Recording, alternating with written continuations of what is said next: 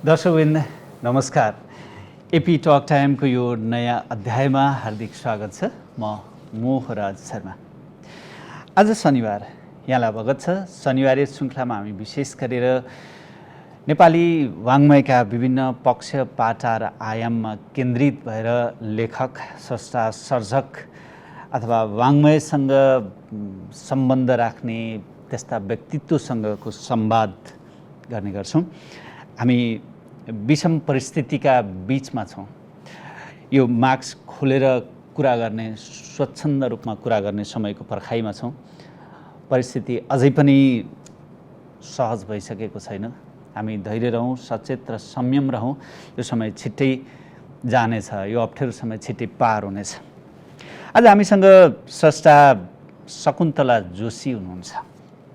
पछिल्लो पुस्तामा निकै सशक्त रूपमा कविको पहिचान बनाउनुभएका शकुन्तला जोशीको एउटा कविता कृति आदिम सिमाना प्रकाशित छ। विशेष गरेर धरानको महेन्द्र क्याम्पसबाट विद्यार्थी राजनीति हुँदै झन्डै 1 दशक लामो पत्रकारिता अनुभव, अझ विशेष गरेर अर्थ पत्रकारितामा उहाँको खास दखल छ।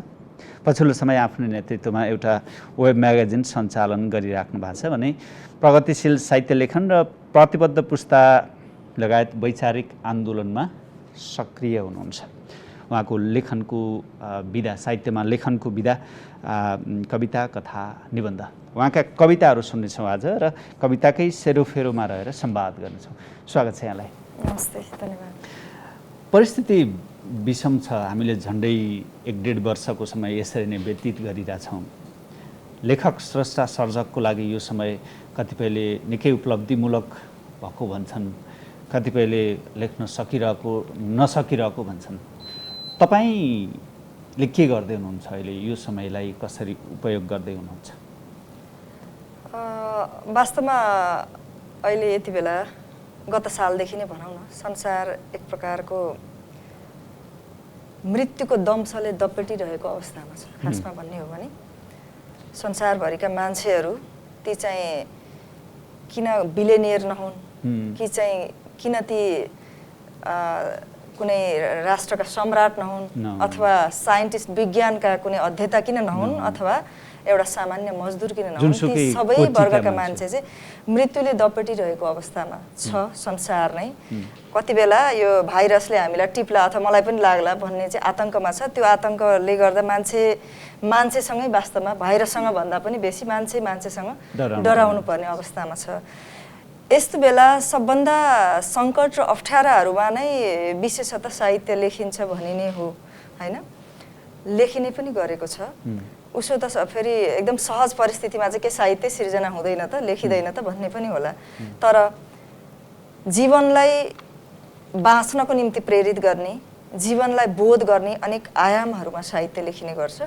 त्यस कारणले यो विशेष परिस्थितिमा अब धेरैजनाले चाहिँ म केही पनि बोल्न नसक्ने अवस्थामा छु अथवा लेख्न नसक्ने अवस्थामा छु भनिरहेको बेला मलाई पनि अलिअलि त्यो बोध भएको हो। किनभनेदेखि समाचार पल्टाउन सक्ने अवस्था छैन।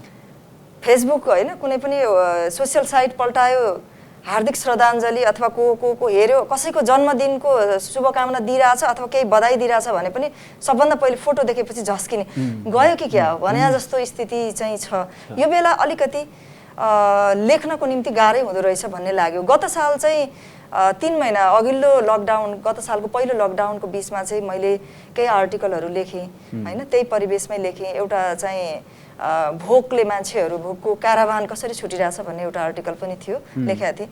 अनि त्यसपछि चाहिँ त्यो दलितमाथि भएको जुन छ नि जातीय विभेदको हिंसा, त्यो चाहिँ अब नेपालमा भएको कर्णालीको हिंसादेखि अमेरिकामा भएको काला जातिमाथि भएको हिंसासम्मलाई जोडेर एउटा आर्टिकल पनि लेखेका थिएँ। अलिअलि चाहिँ अनि कविताहरू पनि काम गरेको थिएँ कि। तर यो बिचको समय चाहिँ मैले खासमा त्यसरी कविताहरूमाथि पनि काम गर्न सकेको पनि छैन भन्ने लाग्छ मलाई। आउँछ घरिघरि त्यो कविताको प्लट आइ पनि रहेको छ, तर त्यो लेख्नलाई ठ्याक्कै सकिरहेको छैन। एउटा कुरा चाहिँ म अब मैले चाहिँ एउटा सामाजिक उद्यमको रूपमा एउटा भरोसा प्रिन्ट भन्ने संस्था पनि चलाउँछु, कम्पनी। त्यो भरोसा प्रिन्टले चाहिँ महिला उद्यमशीलतालाई अलिकति प्रेरित गर्ने, त्यसलाई अलिक इन्करेज गरौँ भन्ने हिसाबले लागेको छु। भलै म कवि, मसँग धेरै पुँजी छैन होइन, सानो स्केलमा यताउति गरेर चाहिँ सुरु गरे हो। त्यसमा चाहिँ प्रत्यक्ष परोक्ष केही बहिनीहरू, महिला साथीहरू नै जोडेर त्यहाँ काम गरिरहेको छु। त्यो गर्दै गर्दाखेरि अब म यो मिडियामा जोडिएँ छुट्टिएँ भइरह्यो होइन। अभियानमा काम गरेँ, अनि अन्नपूर्ण पोस्टमा काम गरेँ। त्यस पछाडि बिचमा फेरि म भरोसा मात्रै चलाइरहेको थिएँ र केही आफ्नो लेखनमा थिएँ। बिचमा फेरि नेपाली पब्लिक अनलाइनमा जोडियो, त्यहाँ फेरि अरू केही कारणवश हामीले टिमले नै छोड्यौँ होइन। अहिले पछि चाहिँ फेरि कवि र अब पत्रकार होइन, कला अनुरागीजी र म मिलेर भनौँ न। हुन त त्यसमा केदार श्रेष्ठ हाम्रो रङ्गकर्मी, उहाँ पनि जोडिने कुरो छ। खास गरी अहिले कलाजी र म मिलेर चाहिँ जिन्दगानी.com भन्ने न्युज पोर्टल बनाइरहेको छ होइन, त्यो चलाइरहेको छ। यो साहित्यकै रङहरू को सङ्गम हुने। हजुर, विशेषतः हामी त्यसमा चाहिँ फिचर स्टोरी मात्रै गर्ने, हामी त्यसमा न्युजमा जाँदैनौँ, फिचर स्टोरी गर्ने, जीवनका सबै पाटाहरूमा काम गरौँ, साहित्य जरुर त्यसमा छँदैछ होइन। त्यसरी गरिरहेछौँ र अहिले पछि चाहिँ म अलिअलि केही फुटकर छोटा कविताहरू म अलिकति लामो लेख्न रुचाउँछु, तर केही छोटा कविता चाहिँ लेखेँ मैले त्यति। त्यसमा हामी कविताबाटै अरू अगाडि बढौँ, एउटा कविता सुनौँ, त्यसपछि संवाद श्रृङ्खला। हस्। भोकको जुलुस। भोकको जुलुस। यस, यति बेला सहरमा, गाउँमा होइन, मधेसमा, यति बेला अरबमा, मलेसियामा भोक भोकै छन् नेपालीहरू भनिन्छ। सायद नेपाली मात्रै होइन, विश्वमा धेरै मान्छेहरू यस्तो चपेटामा होलान्। ती सबै मान्छेहरूलाई सम्बोधन गर्न चाहन्छु। भोकको जुलुस। ती सबै अचानक भएका थिएनन्, ती सबै अचानक भएका थिएनन् जसरी तपाईँ सोचिरहनु भएको छ। अचानक बढ्नु रुवाई कोक्रोको नानीको, खुम्चिनु आमाको निधार र देशको नक्सा, सल्किँदै जानु अगेनुको अगुल्टो, रोकिनु पढ्दा पढ्दै समाचार, नफुल्दै ओइलाउनु फुल, उर्लिनु नदीको प्रवाह, ती सबै अचानक भएका थिएनन्। ती जो थिए निदाएकाहरू युगौँदेखि, ती जो थिए निदाएकाहरू युगौँदेखि, बिना प्रतिक्रिया लुरु लुरु हिँडिरहेका, आगो बिर्सिए झैँ जाडोमा काँपिरहेका, आवाज थुनेर घाँटीमै निशब्द उभिएका, बिर्सिए झैँ आफ्नै अनुहार बिरानो बिरानो बाँचिरहेका, प्रकम्पित हुनु भुइँचालो गतिमा, ती सब अचानक भएका थिएनन्।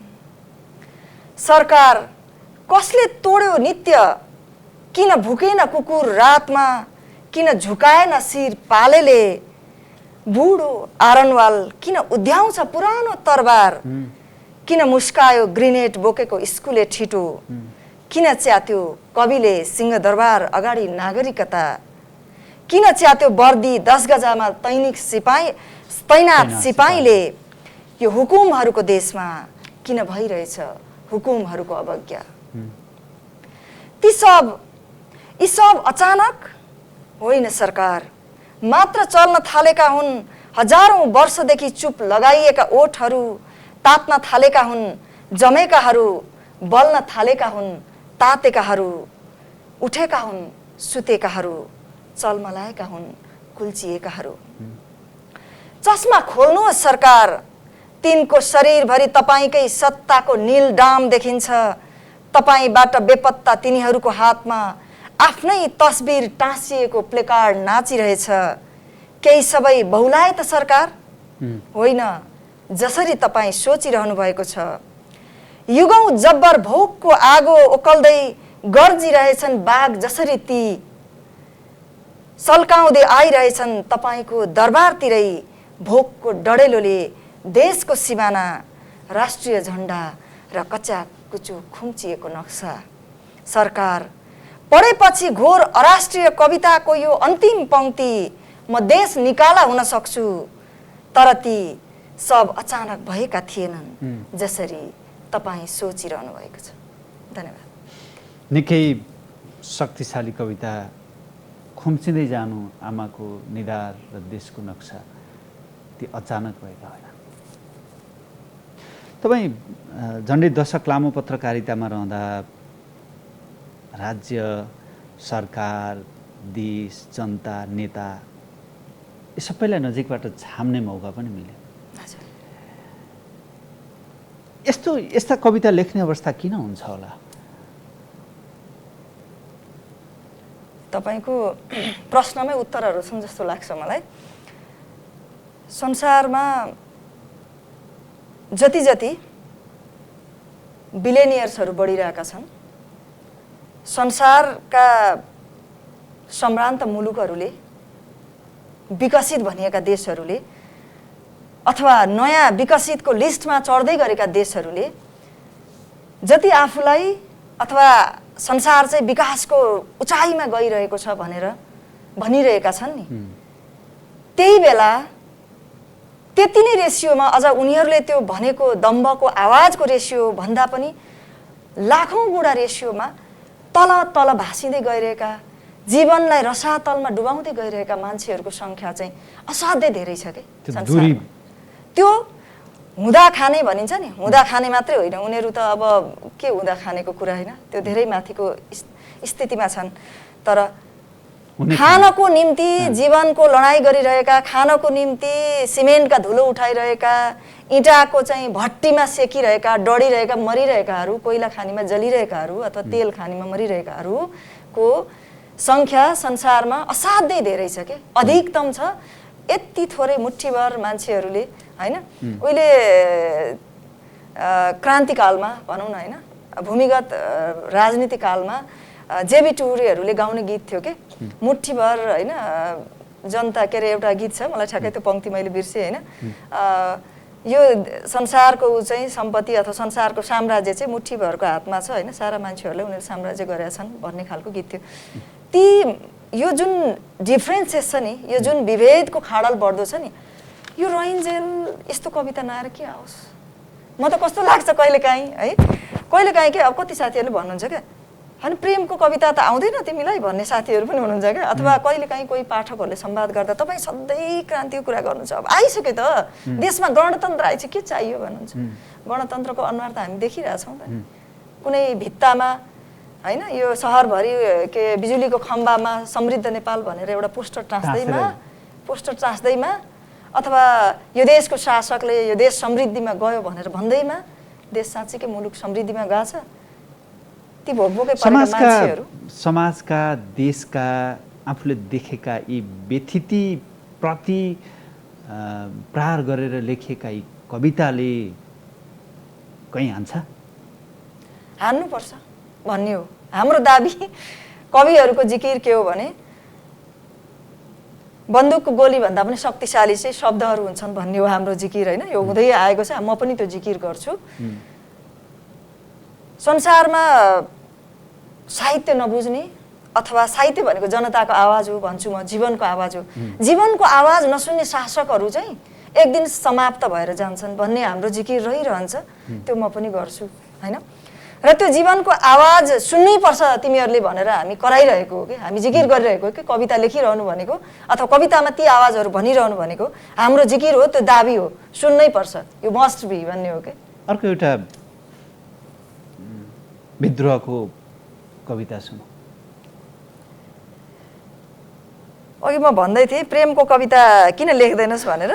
प्रेमको कविता लेख्न बस्यो भने नि त्यहाँ जोडिँदै जोडिँदै जोडिँदै फेरि त्यही कुरा आउने रहेछ क्या, मेरो चाहिँ पटक पटक त्यो भएको छ होइन। अहिले चाहिँ मैले त्यो कविताहरू यहाँ ल्याउन पाएन। अर्को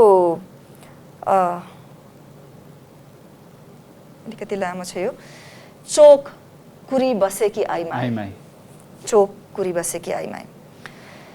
यस अघिका दिन जस्तै यो साँझ पनि कोही सोध्न आउने छैनन्, यस अघिका दिन जस्तै यो साँझ पनि कोही सोध्न आउने छैनन्। प्रेमीलाई पर्खी बसेकी तरुनी ठिटी जसरी चोकलाई कुरी बसेकी म किन चढिन कुनै गन्तव्यतिर हुइकिरहेको साझा बस, कोही सोध्न आउने छैन।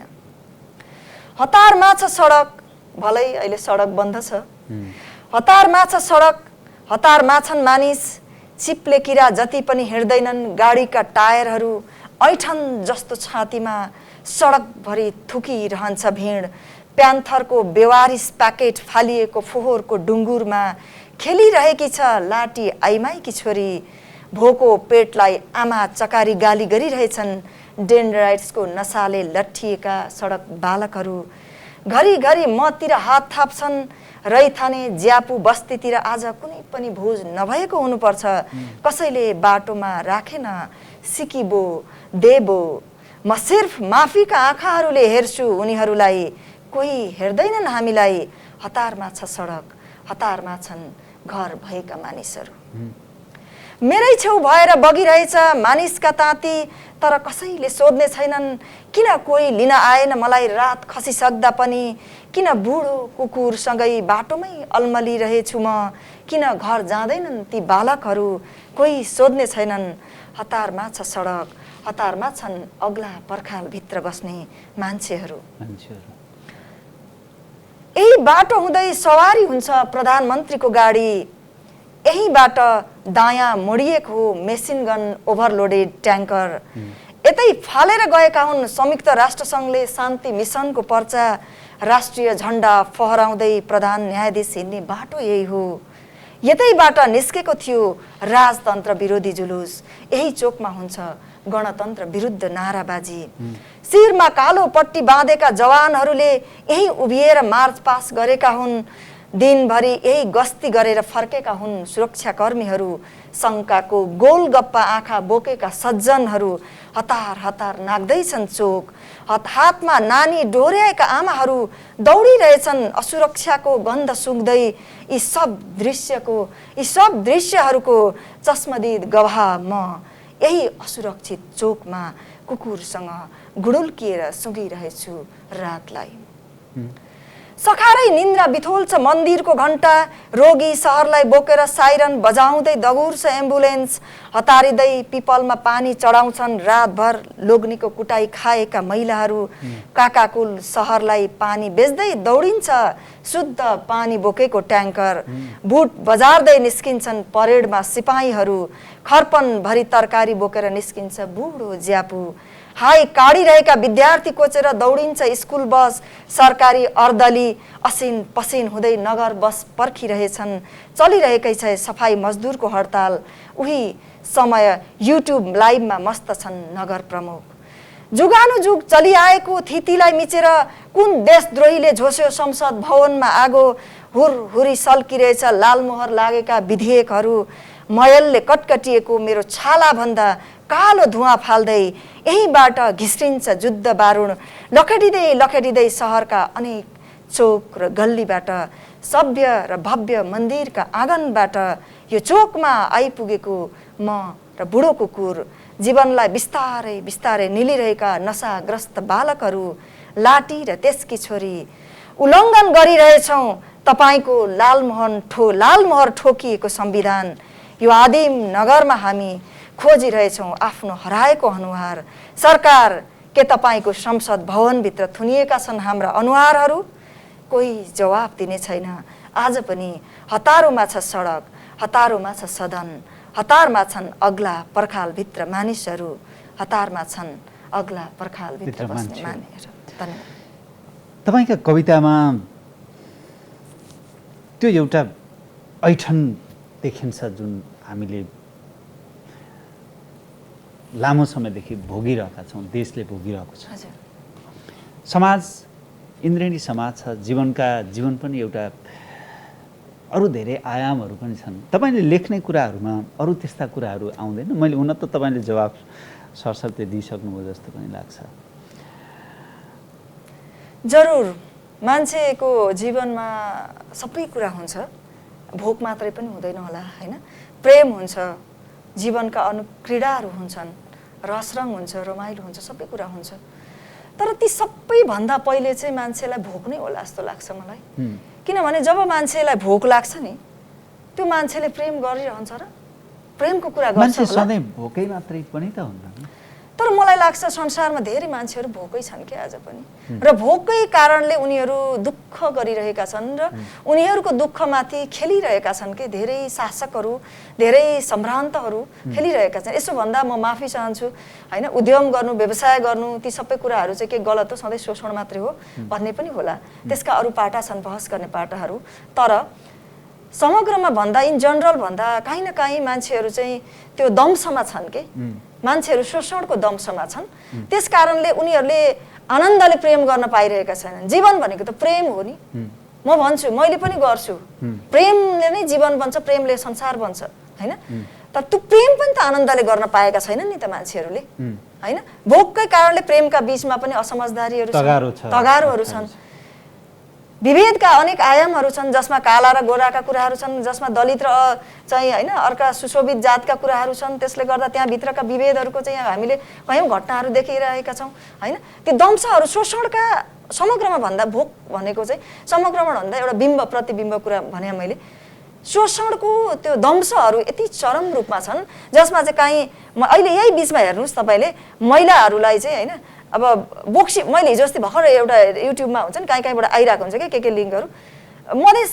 त्यो रौतहटमा यस्तो चरम ढङ्गले एउटा दलित युवालाई चाहिँ मर्ने गरी कुटिरहेको थियो हिजो बेलुका एउटा अर्को कुनै भिडियो देखेँ नेपालकै हो यही कहीँ मधेसतिरको पहाडमा पनि हुन्छ त्यो फेरि मधेसमा मात्रै भनिरहेको छुइनँ मैले तर अब अलि बेसी त्यो देखिरहेछ अब त्यहाँ अर्को एउटा महिलालाई दलित महिला रहेछन् सबै मिलेर चाहिँ उसलाई चाहिँ जगल्ट्याउने कुट्ने हैन पुरुषहरू पनि आएर कुटिरहेछन् महिलाहरू पनि कुटिरहेछन् हैन सबैको भनेको यो दंशहरूको अन्त नभइन्जेलसम्म सायद अरु कुराहरूको मलाई चाहिँ हैन हो सबैले त्यो भन्दैन सबैले त्यो गर्नुपर्छ भन्ने जरुरी पनि छैन आनन्दले प्रेमकै मात्रै कुरा लेखिरहेका पनि देखिन्छ आनन्दले जीवनलाई शेयर गरिरहेको यही बीचमा पनि मान्छेहरू भटाक मरिरहेछन् यही बीचमा शेयर गरेर बाँचिरहेका पनि छन् नि तर मलाई चाहिँ अब त्यो किन त्यही कुराहरूमा आउँछ किन मेरो अगाडि तिनै कुराहरू आउँछ साहित्य लेखन कविताका कुरा गर्दैछौँ तपाईले कविता सुनाउनु भयो कविता सुन्दा जिरिङ्ग हुन्छ तपाईको कविता सुन्दा कविताको शक्ति के हो र कविता हाम्रो अहिलेको लेखन कहाँ देख्नुहुन्छ तपाईले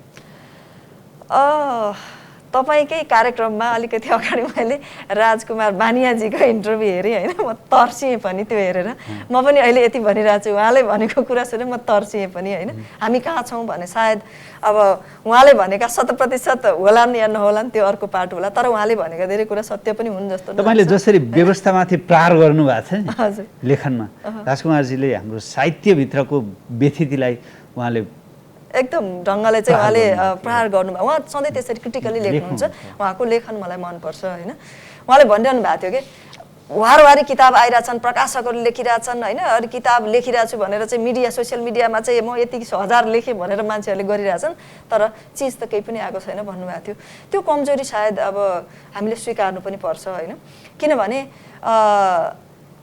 आजभन्दा 50 वर्ष अगाडि हैन अथवा भनौं न भूपी हैन देवकोटा रिमाल अथवा उहाँहरूको कालमा अथवा विदेशमा अनेक हैन आजभन्दा उहाँ त्यहाँ त धेरै नै वर्ष अगाडिदेखि शक्तिशाली साहित्य आजभन्दा 200-300 वर्ष अगाडि लेखेका साहित्यले आज पनि हामीलाई हल्लाइरहेका छन् हाम्रो समयलाई सम्बोधन गरिरहेका छन् हामीले चाहिँ यस्तो चरम अप्ठ्याराहरू यो बीचमा भोगिरहेछौँ हैन यति धेरै उथलपुथल हैन राजनीतिक सत्ताका उथलपुथलदेखि सामाजिक जीवनका उथलपुथल सामाजिक सम्बन्धहरूका उथलपुथल भोगिरहेछौँ तर त्यो माथि चाहिँ मैले पनि जसरी भनिरहेको छु मैले पनि लेख्न सकेको छैन तर आम रूपमा पनि जति कुरा टिपिनु पर्थ्यो जति कुरा लेखिनु जरुरी थियो ती कुराहरू छोड्दै गइरहेछन् के अब नयाँ पुस्ताले टिप्ला कतिपय कुरा तर कतिपय कुरा चाहिँ कस्तो हुन्छ भने त्यही समयमा टिपिनु जरुरी पनि हुन्थ्यो ती कुराहरू छुटे जस्तै मलाई किन छुट्दा रहेछन् जस्तै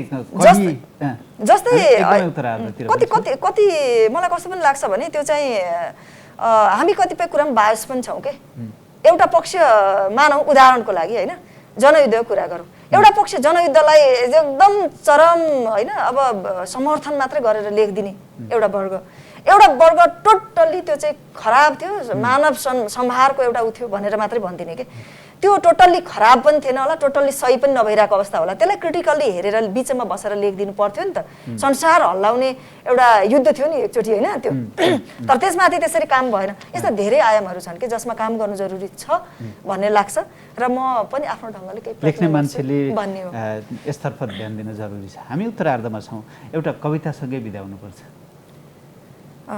त्यसो भए म एउटा यो मेरो कविता कृति छोटो छ म कविता कृति आदिम सिमानाबाटै यहाँहरूलाई एउटा कविता सुनाउँछु मैले प्राय सुनाइ पनि रहेको हुन्छु हैन चिहान भुइँ कुहिरो उडिरहेको एकान्त जङ्गलमा रातो रुमाल शिरमा बाँधेर इन्कलाबको हात हावामा हल्लाइरहेको को होला त्यो कसको हो त्यो चिहान जसको छातीमा सधैँ फुलिरहन्छ रातो गुराँस, कसको हो छेउमा फुकालिएको एकजोर पुरानो खराउ, जसले सधैँ गाउँ निस्कने गोरेटो सङ्केत गर्छ।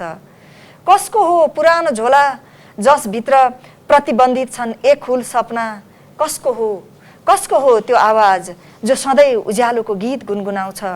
कसले रोप्यो त्यो चिहानमाथि फुल जो बिना बसन्त फुलिरहन्छ। कसले बाल्यो त्यो राको जो रात रातभरि बलिरहन्छ। को हो त्यो, किन कोही बोल्दैन, किन निरुत्तर छ ह्याङ्गरमा झुन्ड्याइएको देशको नक्सा, किन जिब्रो चपाइरहन्छ गाउँको मुखिया। कसलाई छोप्यो इतिहासले त्यो चिहान मुनि, कोही त भन कसको हो त्यो चिहान, कसको हो त्यो चिहान। तपाईँको कविता सुनिरहँ लाग्छ, तर समय हाम्रो निर्धारित समय सकिएको छ। तपाईँको यो साहित्यमा यो विप्लव लेखन अथवा यो विद्रोही लेखन निरन्तर रहोस्। अर्को कुनै अलि फराकिलो बसाइ गरौँला, समय उपलब्ध गराउनु यसको लागि यहाँलाई धेरै धेरै धन्यवाद। मेरो आवाज पनि यो बन्द समयको बेला मेरो आवाज पस्किने मौका दिनुभयो मोहराजी र AP1 टेलिभिजन, यो प्रोग्रामको लागि म धेरै धेरै आभार व्यक्त गर्छु। धन्यवाद। धन्यवाद। दर्शकवृन्द, आज हामीसँग एकजना विद्रोही कवि शकुन्तला जोशी हुनुहुन्थ्यो। उहाँसँगको यो संवादसँगै आजको लागि AP टक टाइमको समय सकिएको छ। AP1 हेर्दै गर्नुहोला। नमस्कार।